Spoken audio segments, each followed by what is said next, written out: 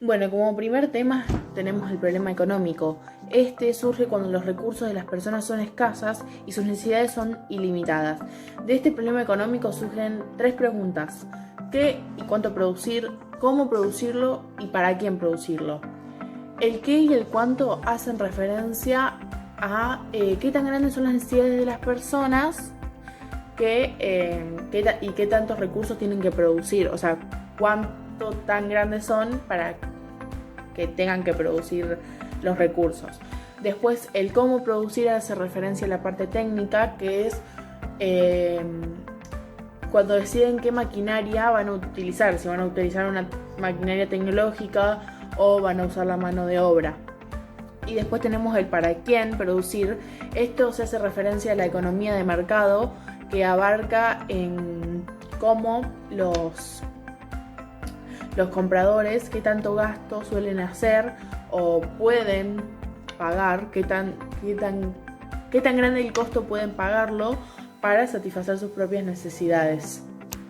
Bueno, después tenemos la acción conjunta de las familias, las empresas y el gobierno. En este caso, las empresas y el gobierno se hacen las tres mismas preguntas: qué y cuánto producir, cómo producirlo y para quién producirlo. Bueno, la pregunta qué y cuánto producir, las empresas lo resuelven en cuánto dinero gastan los consumidores, y si bien estos son los consumidores finales de sus productos, no tienen el poder absoluto. Y después el gobierno lo ve desde un criterio político y se enfoca en las necesidades o en los deseos que tienen esos consumidores de bienes y servicios.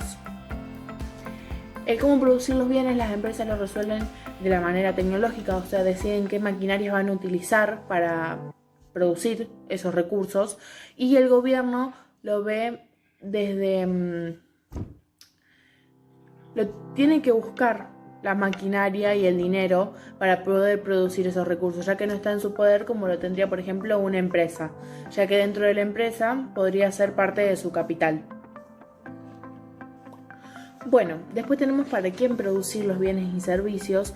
Las empresas se fijan en el dinero que se distribuye entre los empleados y trabajadores justamente del entorno o de la empresa misma, y de ahí da para quién producirlos.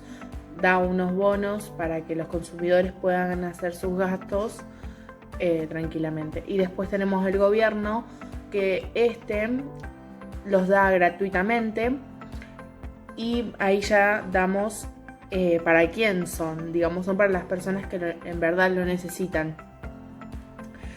Y también el gobierno, muchas personas luego de eso lo pagan en los impuestos. Bueno, después tenemos los factores de producción. Estos son los recursos y servicios que se utilizan para hacer otros recursos y servicios para satisfacer las necesidades. Son cuatro factores: trabajo, capital, tierra y tecnología. Bien, primero tenemos a la tierra, que comprende a todos los recursos naturales para hacer la producción de los bienes o de los servicios. Después tenemos el trabajo, que son las horas que dedican las personas a la producción de los recursos, bienes o servicios.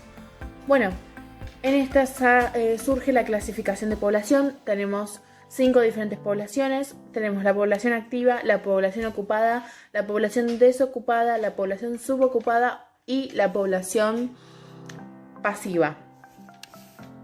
Bueno, en primera tenemos la población activa. Estas son las personas que se encuentran desarrollando se encuentran desarrollando un proceso productivo dentro de una empresa.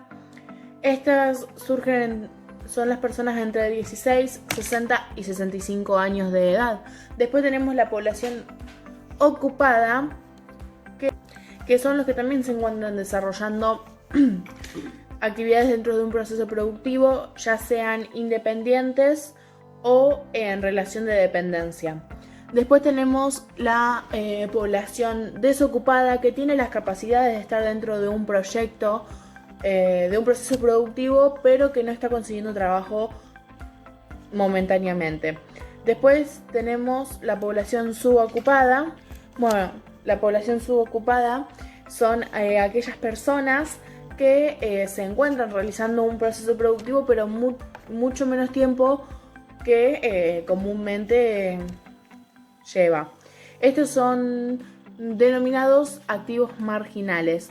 Y después, por último, tenemos la población pasiva, que son las personas que no se pueden considerar población activa, ya que generalmente, son los menores de hasta 16 años, las amas de casa, los inválidos, los jubilados. Bueno, después tenemos el capital, que son los recursos económicos que tenemos para producir otros bienes y servicios. Bueno, el capital puede adoptar diferentes formas. Una de ellas es el capital físico. Son los recursos que tenemos en nuestro poder para poder fabricar esos bienes y servicios.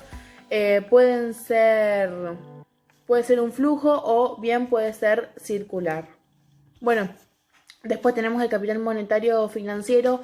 Este es el dinero que tiene la empresa para poder comprar el dinero o los fondos que tiene la empresa para comprar para comprar el capital físico.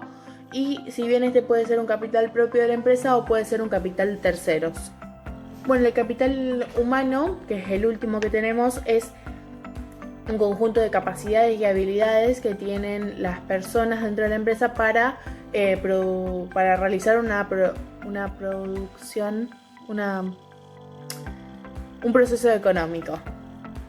Bueno, después tenemos las tecnologías, que es una forma que tienen las personas de aplicar sus conocimientos para poder realizar los procesos productivos.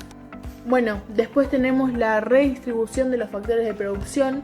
Para la tierra se dan la renta y los impuestos, para el trabajo los salarios y para el capital los intereses. Dentro de las de transformación podemos tener las agrícolas, ganaderas, las industriales o manufactureras, las comerciales y las extractivas. Bueno, las de transformación son aquellas que se dedican a la producción de bienes. La agrícola ganadera trabaja según la acción del tiempo. Las industriales o manufactureras son aquellas que realizan los procesos mediante productos físicos o químicos. Bueno, las extractivas son las que obtienen los bienes desde el mar, extrayéndolos desde el mar o la tierra. Y las comerciales son los que compran y venden el producto ya adquirido. Y bueno, las de servicios son las que las empresas prestan sus servicios y luego nosotros los pagamos cada mes.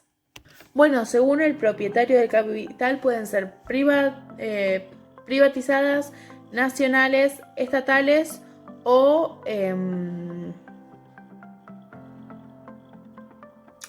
privadas. Las privadas es cuando el capital se aporta solo por un único dueño. Las estatales son las que el capital es aportado por el Estado. Las nacionalizadas son las que principalmente fueron explotadas de forma privada, de forma particular, y luego el Estado entró al convenio, digamos.